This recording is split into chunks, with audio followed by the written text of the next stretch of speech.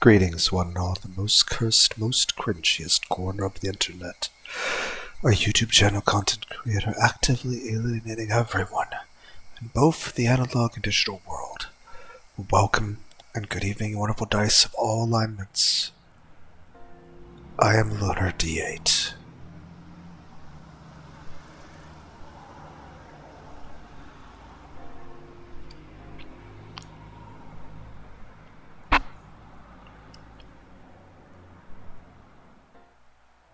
Case 31.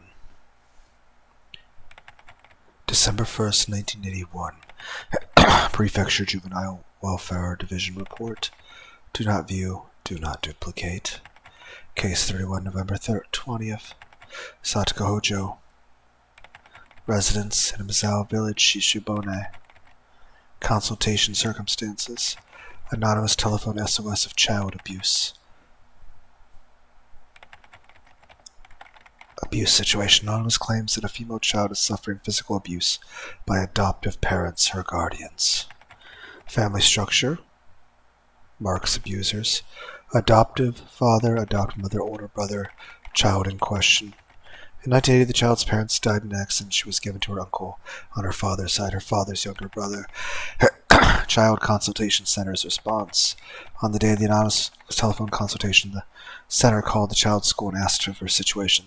The next day, the welfare officer on duty visited the child's home and heard what they had to say. Both adoptive parents agreed to the center's coaching, contacted anti-abuse network in the city. As part of the suggested coaching, a district welfare officer in the area began visiting for coaching at fixed intervals. The scrawled note below is stapled to the report. Related information from former official Mr. W. Refer to 1977 document. As Chief Investigator F from the city's Education Consultation Office, he's well informed about it.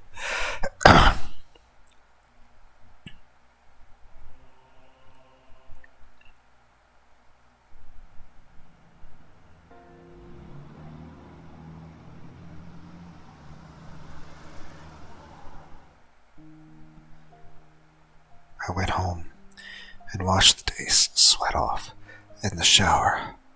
Normally I could reset everything by taking a shower and forgetting all the bad things, but that didn't happen today.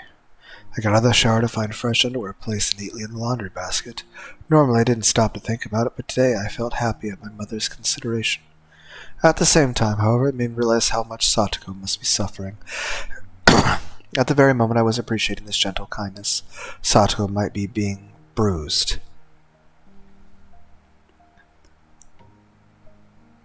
by her uncle's cruel words. I went up to the second floor and shut myself up in my room. We should talk to our parents about Satoko. Then facing my desk, I folded my arms. My topic of thought, of course, was Satoko. We'd thought that if we could just get a public agency to intervene the right way, the problem would be solved. But with that, Coach said, I didn't think it would be so easy. Satoko was obstinate, and she would stubbornly deny the abuse and try to endure it. And that was an act of atonement towards Satoshi, who had protected her before, and then run away.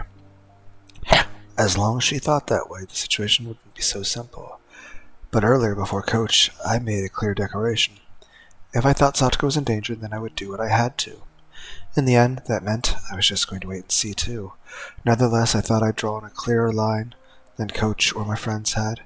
If the time came, I would report it over the phone. Given Satoko's personality, she might criticize me if she found out, but I believed it was ultimately the best decision. Wait, Keiichi Mabura? Would that really be all it took for the problem to end? Say that I reported to a public agency like Child Consultation Center. What if they stuck to their wait-and-see attitude like last year again? Last year they decided to do just that, and the situation improved temporarily. But then the aunt, thinking herself a laughingstock, increased her tormenting in secret. In the end, things became more underhanded than ever before. This year it was her uncle. I had just seen him for the first time today, but the man seemed much more direct, much more violent than the word underhanded could imply. He wasn't like their aunt, no, not that subtle. He was more direct.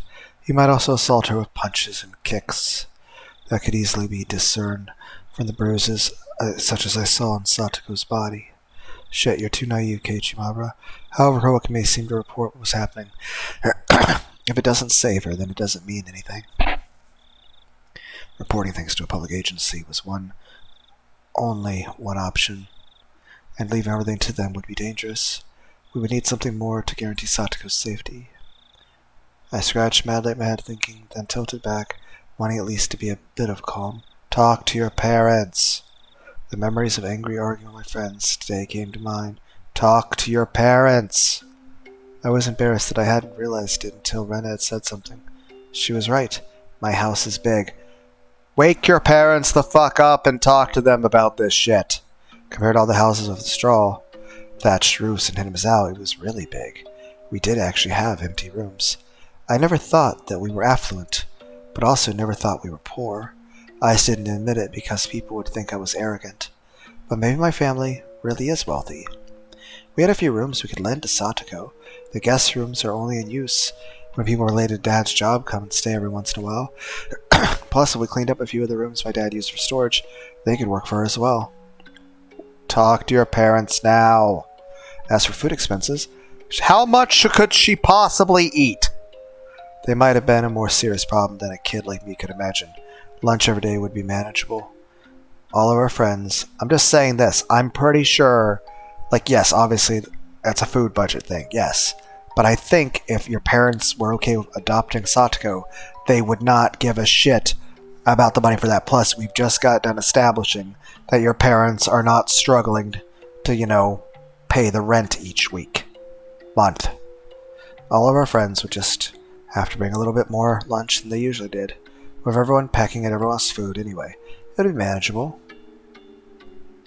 For breakfast and dinner, though, that would have been up to mine. Just talk to her! I would need to convince her to lend Satoko more than just a room. Of course, I don't even think of convincing her of what would be easy. About how much did it cost one person. Again, I think we've established it's fine. Go talk to them!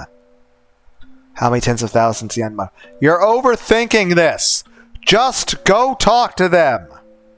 They couldn't complain about it if I shouldered that, could they? I understand you're trying to be considerate, but just go talk to them! I only had 10 or 20,000 yen in savings, but it was something.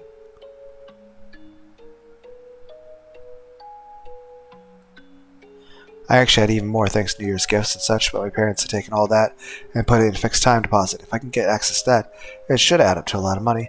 And if I got that far, me and Rena would need to share some of the burden. Again, your parents, we have established they're financially well off enough. And the end of the day is this, it's their fucking decision. They would consider all this. And even then, just talk to them. Of course, that didn't seem like it would work. Rena got mad at me, didn't she? About how I shouldn't just shove responsibilities on others. Just talk to your fucking parents! I'd have to ask for help, even so I'd basically be saving her myself. I would follow through on it. Oh, but it wouldn't only be food expenses. There were a lot of things like clothes you couldn't do without, like baths and just talk to them! My mother was awfully methodical and strict about cutting out inefficiencies, and for once, that was troublesome. That, in fact, actually would make it easier because she'd be more mindful about how to take care of Satoko. It'll work. Just talk to them already. If it's already late at night, then go fucking shake them out of bed and talk to them now. You cannot wait any longer on this. You should have already talked to her as soon as you got in the fucking door. She might even make reference to that money it would cost for detergent Satoko would use for her own clothes. I would hope not, because even if you're struggling to make ends meet, this would be extremely fucking petty. I couldn't think of only about food expenses. I needed more money. Hey, wait, Keiichi, ever since when was all this about money? Even if you could afford it, you would need your parents' yeah, talk to them! Permission first. They'd be looking after a young girl for a really long time. What would I say to persuade them? Just tell them the fucking truth! Hey, And if you have to, shake them out of bed right now. Like, hey, I'm sorry I didn't talk to you about this earlier. I was really worried about talking to you about it, but it's very important. I have a friend. They're in a very, very bad situation. They're being abused and mistreated, and I'm just very worried about them, and I don't like to see them suffer like this. I would like it if we could adopt her. I'll be her older brother. If there's anything I can do to help you with this, I'll do whatever I can. But like, I went over and visited her earlier, and she was covered in bruises and stuff, and she's being... And I know adults that can actually vouch for me on this. Now, the worst they'll say is no. They'll either say yes or no. If they say no, then at least your parents can talk to some other people that might be able to offer some additional solutions. Even if you ask them seriously, they would tell you to call the police, and you can explain how that worked out wrong. And even then, even if you manage getting empathy, why would the Mabra family have to shoulder all the burden by itself? That's what would happen. That was it. It was very sad and frustrating, but no matter how much I wanted to help, my resolution alone couldn't save anything. Again, don't make this decision for your parents. You're deciding they would say no. Ask them. Let them at least make the decision. You know, right now the ball's in your court. You go ask them. You bring it up to them. It's their choice what they do. Of course, if they don't want to, then that's fine. That's their decision to make, and you have no right to pressure them. But you should at least ask them. Even if they aren't willing to adopt her, they would want to do whatever they could to help. Couldn't save anything. Talk to them. Our kids, are they really this powerless? I felt frustrated. I believe my feelings are stronger than anyone else's. Talk to them. I even thought they were stronger than coaches. And yet... At that point, there were 2 knocks at my door. My mom poked her head inside. This is your opportunity! Were you awake? I've been calling for dinner for a while now. Great, it's not that late. And dinner would be a perfect opportunity to discuss this. At least we've had time to ready ourselves for this conversation. Oh yeah, I'm coming. As someone financially dependent on his parents, I shouldn't say this, but I just sat around doing nothing and food suddenly appeared. It felt so natural to me that I shamelessly thought of it as the responsibility of the parents who gave birth to me. But when I realized that natural thing was actually a privilege, I came to realize just how hard it was to grant that privilege to others. Even the boring meal in front of me, no better than it ever was, had more meaning than that tonight. There was food for 3 on the table, right now, for Dad, for Mom, and me. I couldn't imagine how hard it would be to add another place at the table. Talk to them. Think, Mabra. You're overthinking this. Just talk to them. It's not hard to make food for, then just think about how 4 people could eat made for 3. What? Oh, I changed around the way I thought. With that, I began to consider an unthinkably bold plan. That's right. I didn't need to get my parents' permission. She just live here and seek... No! Fucking talk to them! I got upset when I found out a while ago, but if I remember right, you climbed out the window and then shimmied down the first floor of the roof. God, or you could get in and out of the house discreetly in my room. Sadako's physical ability far surpassed my own, so it would be far easier for her. I hadn't even thought about it, but her living here secretly was actually a necessity. No! This is a terrible idea. How did you go from thinking too much to just thinking very badly? This is an awful idea. Talk to your parents! Why is it the next day? I don't like to bring Satoko to my house when the public agency said they would wait and see. In other words, if Satoko's uncle continued to be her guardian, if in such a situation, word got out that she was here, her uncle would barge in and drag Satoko back with him. Her uncle was her rightful guardian, so my parents would hand her over without argument, no doubt. Yes, in that situation, your parents would have no choice. You're basically, at that point, not only not letting them have a choice on whether to adopt Satoko or even help you, but at that point, you're literally forcing their hand to be against you. This is stupid. So I needed to keep it secret that she was living here. Talk to them! If it needs to be a secret, then having my parents' help would mean a lot. But gotta deceive your allies first, like they always say. No! This is stupid. You're being stupid. Okay. Persuading my parents was an unrealistic... No, it's not! So I'll search for a way for have propositions. So I'll have a way for liberty. No! Talk to them. No! This is awful. When I wasn't around, she would just Have to be really quiet in my room on the second floor.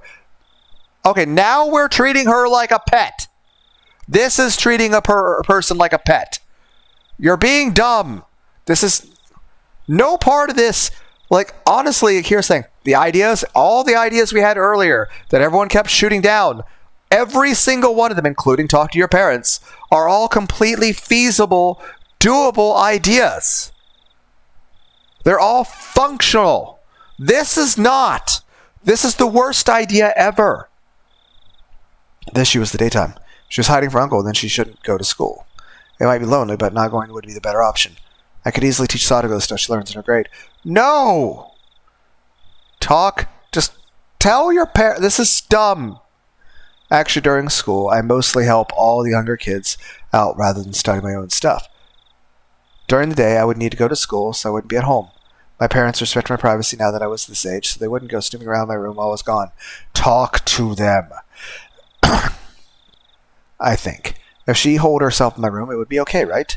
If my parents did come, thanks to where the second floor was, she could hear their approach from the sound of them coming up the stairs. And there would be a little bit of time before they got all the way up. I estimated a few seconds that she would be able to hide herself in the closet. Wait, Keiji. Something doesn't make sense. Oh, you're just now? She can't go to school. What will she do for lunch? Just talk to your parents. What part of, like, I'm worried about, like, cost for food and clothing. Okay, so she's hiding here in secret. Is she suddenly not having laundry or baths or food? And also, at that point, even if you're meaning well, if we're, like, having her locked up in the fucking house all the time, that's abusive in and of itself. This is the dumbest idea ever. I mean, it was okay to at least consider it. Like, oh, what if she lives here in secret? At which point you should then immediately shot that down because that was the dumbest idea anyone has ever had. Calm down already. Just talk to your parents. I could just leave her on my own lunch, couldn't I? I should just go to school without lunch and get everyone else to split theirs with me. Okay, that's good. No more contradictions or oversights, right? Okay. If you're going to have a decision like this, then we have phone numbers. Call Rena. Call Mion. Discuss this idea with them. That way they can explain to you how fucking stupid... And of course you're like splitting lunches with them.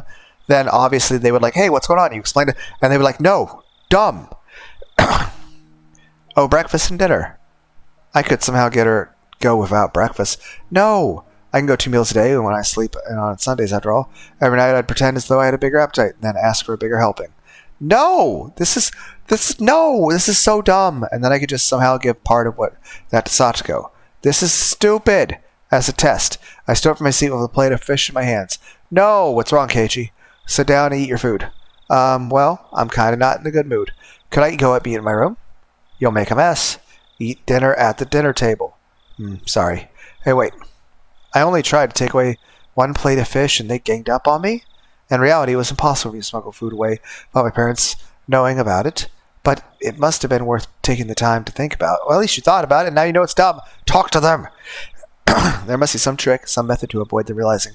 Even if I can't think of one day, I might think of one. At this point, you're going to come up with the idea of like eating the food and regurgitating it up like a fucking mother bird. This is so stupid. I might think of one tomorrow. At least then you'll talk to your friends about it, and they'll be like, no, that was dumb. Just talk to your parents. By then, it's too late and everyone's dead. The end. My appetite was rapidly fading, so I finished early and went back to my room. I went back there and tried to think about it from Satoko's point of view. For example, let's say my parents were coming up the stairs, and now I've got to hide. I have opened my closet. Clatter, clatter. It didn't open quietly. Hey, wait.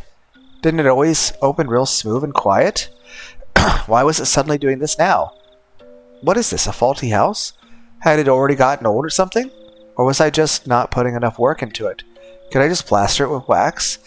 The sound itself may have been soft, but it left me uneasy as to whether my parents would detect it happening when they climbed up the stairs. Maybe this was an easy problem. I could do something about it. I decided to fix it up a little bit so I didn't make any noise anymore. For now, I'll close myself in the closet as though I'd successfully hid. I basically always left my futon out on the floor.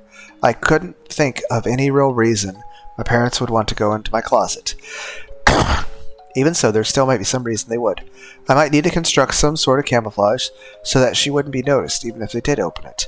But the more she worried about that, the less time she'd have to actually hide, meaning it would be more likely they'd hear a noise. And then I suddenly had to go to the bathroom. The bathroom? The need to use the toilet, so obvious, and yet such a fatal flaw. The only bathroom was the first floor. It would be absolutely impossible for her to use it without my family realizing. I might need to set up a portable toilet like a chamber pot, I guess. This is awful! Satoko would hate it, for good reason, so she can just go in my room. But the stench would be pretty terrible. We are literally treating her like a pet, and even then, even by pet standards, this is fucking neglect. Would be pretty terrible. Anyone sensitive would probably notice the smell without even coming into my room.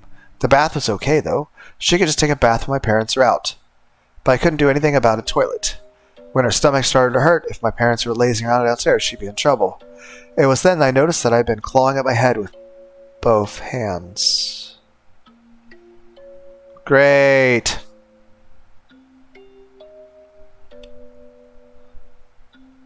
We have the fucking brain parasite that causes severe paranoia and also apparently stupidity. But who would have thought brain damage is not good for your intellect? I sat down in the dark closet with my knees against my chest. I buried my face in them and tore at my hair. The more I thought about it, the more contradictions popped up. The more I thought, the more things felt, talk to your parents. And the more I worried, the more I was reminded of how little power I actually had. Talk to your parents! My back started to hurt from staying in a cramped place for so long. But if I was to shelter Satoko, I would need to force her to feel this pain. This is not working! This is getting worse by the moment. At this point, we need a psychological exam, Keiichi, to even be thinking this. To live in such a dark, narrow, suffocating place forever. But it would still be better than being abused by our uncle, or so I wanted to think. Talk to your parents. It got hard to breathe, so I gave in and crawled out of the closet. I looked at the clock, and to my surprise, it was 3:30 in the morning. Did we pass out in the closet? It felt like solo time, but it was so unbelievably long. When I realized that, I was slammed with a terrible urge to sleep, as if time only just caught up with me. I didn't have enough strength to fight it, and I fell flat on my futon. Shit, I can't just go to sleep like this. If I'm wasting time, that'll mean I'm taking the same wait-and-see attitude as Mion and Coach and everyone else did. I needed to keep worrying about how to rescue Sadhu for a minute, or even a second longer than everyone else. Isn't that the better way? Okay, you're stressing about this so much that you're being stupid. Isn't there a better way? Talk to your parents. The one phrase I spoke to myself swirled around a spiral and suddenly took over my entire mind. Talk to your parents. For the last moment I caught this, I thought. There were a lot of blind spots in what I'd considered tonight, but I absolutely wasn't wrong for having those ideas. Also, were we passed out, or did we black out and do stuff as another person, something's wrong? Tomorrow I would suggest this bold plan to others. Thank you. That's actually the smartest part of this. We're having a very stupid idea, but then we're like, hey, Mion, I was thinking about just locking Satoko in my closet to hide her from her. No. And as you further explain this, she'll be like, no, that's awful. Just talk to your parents. Jesus. Ren was really sharp, so she might have a good suggestion. Honestly, talking to your friends about this and bringing up your idea to them is the smartest decision you've ever had. And above all, we needed to rescue Satoko once again, with everyone helping out. I felt pathetic for letting myself fall asleep. I'm sorry, Satoko. Why were you passed out in the closet? I feel like we're missing some crucial concern. And guess what? We wasted a whole day that we could have told our parents, and the ceiling blurred into view. It was hot. There was a thin layer of moist sweat on me. The voices of cicadas permeating my room was somehow grating in my head. What? Today's not Sunday, is it? I remember today was weekday, and quickly brought myself to consciousness, and then finally leaped out of bed. The clock read a little bit before 10. I was totally late. When I wandered downstairs, my mom would get mad at me. There was nothing I could do, though. Are my parents dead? Are they dead? I can't tell them about wanting to adopt Satoko if they're dead. Also, I'd be sad. After reviewing the schedule for school day, for a moment, I suitably rearranged the stuff in my bag. I hurried and got dressed and then went down the stairs. Hello? There's no sign of my parents anywhere. Maybe they went out somewhere together? So that's how it was. My mother had probably woken me up once this morning, but then I fell back asleep without remembering it, and my parents, thinking I'd gone to school, left. Something like that probably happened. I'm sure. I went to the front door, and as I expected, it was locked. Looked like I was right. Are they in bed dead? Did they die? When I was locked in the closet, did I get possessed and go murder my parents? Which again, that's not good. That's concerning. I feel like we have more problems now. And I feel like that one's a really big problem. Looked like I was right. It was further evidence of my speculation being correct. It's almost like we didn't have time to look in the mirror as if something might be wrong. When I realized my parents were here, I suddenly felt less like I had to rush to get to school. Well, I mean, we're already late. Let's just stay home. There was one portion of breakfast left in the dining room. Probably mine. The milk they poured in it had gone warm since a while ago. When I realized how hard it would be to sneak food to Satoko, yesterday I had cried. Well, thinking back on it, food wasn't the only issue in that regard. I wasn't in a position where I could bargain for Satoko by myself. Just talk to your parents. It's such a heavy thing to just save a single person. But it's a big deal. I'd seen this on TV and comics all the time. Those feel-good words about how you'll save your friends for sure and such. Was that why I ran my mouth like that, swearing to save? No, it's because you fucking care. So, and to feel good about it? Well, I mean, yes, you're going to feel good about protecting your friends. But you do it because you care. No, that absolutely wasn't true, because the fact that I couldn't save her. Because I didn't want to think like an adult, like I couldn't do anything but watch. Had Satoko gone to school today? I immediately realized that was a meaningless question. Whether or not she did, there wouldn't be a change in the environment she'd been placed in. If I couldn't save her, then no one else could either. Then we could only pray for a miracle. Are we so powerless? With the vague goal of getting to school in mind, I sluggishly put on my shoes and stumbled out the front door. I had only overslept by 2 or 3 hours, but the sunlight and air felt completely different from how they usually were in the morning. Well, of course they did. Once 10 o'clock came around, you could barely call it morning anymore. I didn't feel like walking the same old route to school. I needed to ultimately end up there, but it was like I didn't need to choose the shortest route, the most proactive one, to get to school. But, put it more positive light, maybe I wanted some time to walk by myself and think. I had to go to school, partly to make sure Satoko was safe, but I hadn't come up with any plans yet. Nothing since last night, so the path I took from my house was in a complete opposite direction.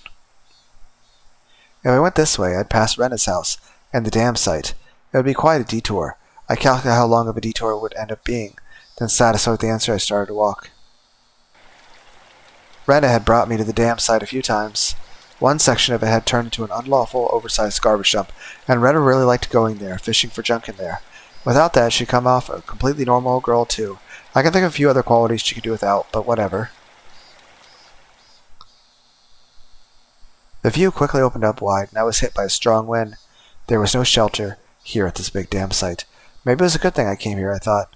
At the very least, it was more healthy to think about stuff in a place like this, instead of my cramped bedroom. I took a deep breath and filled my lungs with rich, cold air, unique to Yanamazawa. Ring? Ring? I turned around reflexively. It was a bicycle bell. Considering where I was standing, I don't think they were trying to get me out of the way. They'd ring the bell because they wanted something from me. Oh, hi, man. Hey, excuse me. You're from Yanamazawa, right? Yes, why? I've seen this person around a few times. Right, I remembered. His name is Tomataki, a freelance photographer who lived in Tokyo. He would zealously visit Hinamizawa every season, take pictures, or so Mion and the others told me, I think. Could you tell me how to get to the Furude Shrine from here? I think I left my map at the end. I don't know where to go. The shrine from here? I knew where everything was in my head, but explaining how to get there was difficult. I was a little irritated by having been bothered for this, but when I realized it meant my detour actually meant something, that feeling faded quickly. I'll tell you, but it's a little difficult to explain. I could bring you there if you don't mind. Really? I would be in your debt. Thanks a lot. But are you sure? Did you have something to do? Tomataki's-san finally appeared to have realized how strange it was for a student like me to be here at this time of day. I smoothly told him not to worry about it, then turned my back and started walking toward the Furude Shrine. Tomataki-san hurried to turn his bike around and came after me. Aha, sorry. Don't worry, all guys have times they need to split up from the pack and be lone wolves for a while. What a free-minded freelancer. It was easier for me, too, that he was under that impression. I am Tomataki, a freelance photographer. I specialize in wild birds and landscapes. I'm still pretty unknown, though. It seemed absurd for him to introduce himself when I was just showing him to the shrine. But he gave me his name, So I needed to give mine back. I'm Mabra. Pleased to meet you, I guess. Mabra-kun. Pleased to meet you. He seemed like a pretty silly man, but that kind of felt good considering I'd been suffocating with worry over Satoko all night. Along the way, Tomotaki-san spoke at length to me about how precious the nature in Himasawa was, and how it was treasure trove of rare wild birds, despite my not having asked. I wasn't interested in what he had to say, but he seemed to be enjoying himself, so I left him to it.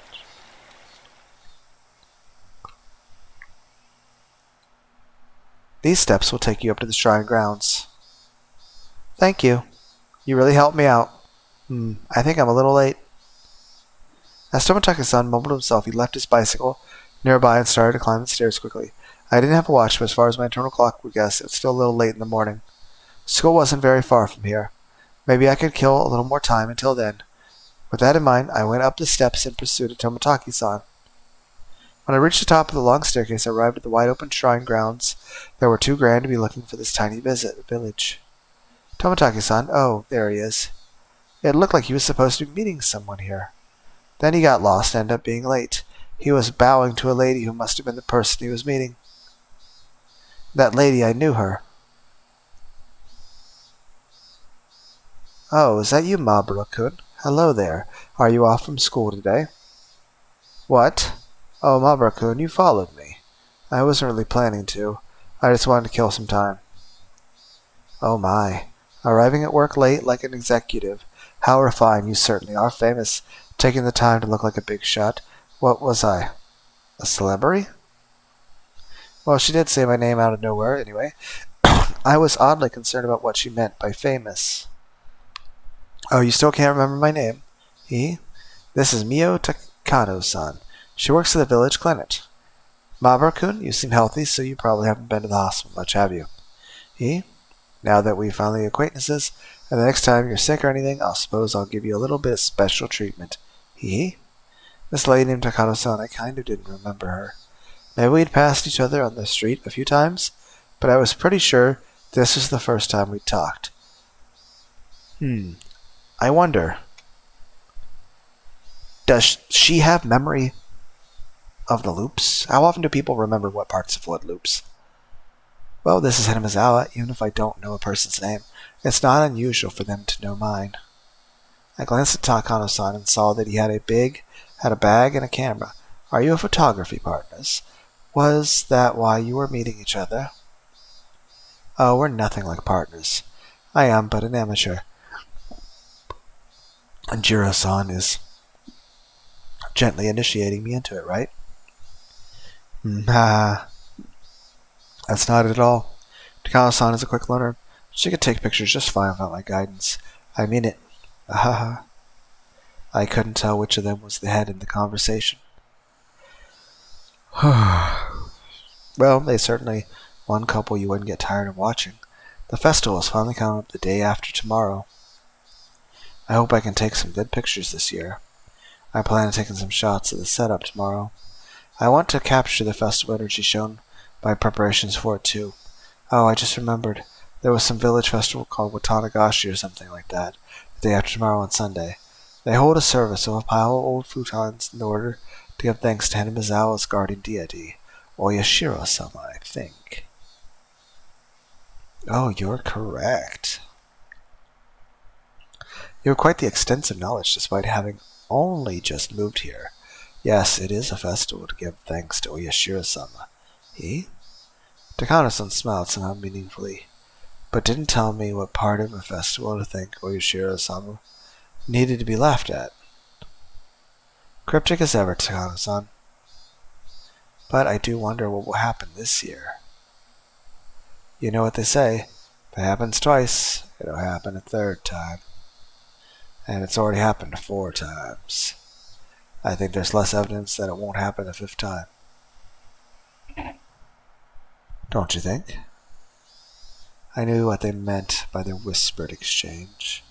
On the day with the Tanagashi, a freak death always occurs, which people call Oyashiro-sama's curse. And the disappearance occurred that people are called being demoned away.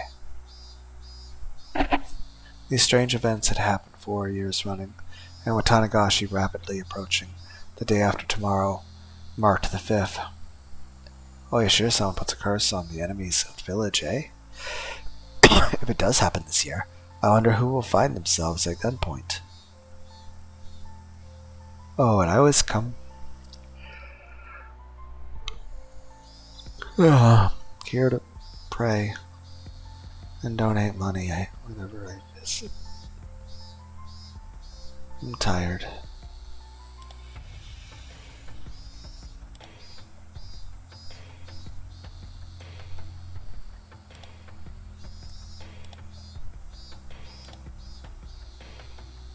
I'm going to bed.